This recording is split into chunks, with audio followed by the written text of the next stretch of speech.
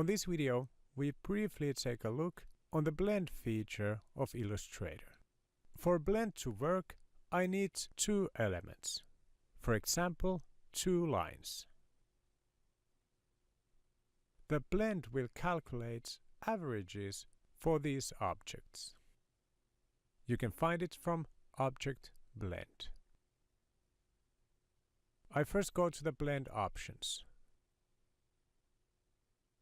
I now make the spacing specified steps to always create, for example, 8 new lines. I click OK and then go to Object Blend Make. Now there are 8 averages between the paths. I can still edit the lines and the blend works automatically. The lines can have different features. I select the other line and add weight to it. Now the averages also change. You can also use blend with more complex line. It, for example, works well with the profile lines.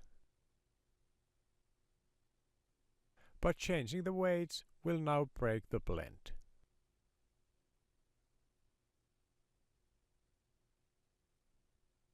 I can also blend more than 2 objects.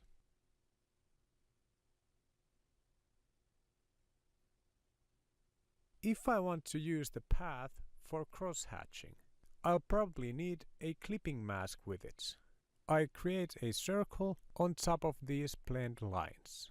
I then tell the circle on top to become a clipping mask. I select both of them, open Object, Clipping Mask, Make.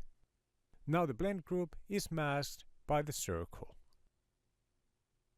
You can go edit the blend inside the clipping mask by double-clicking on the mask. If you're interested, you can find a lot of different ways to use the blend feature online.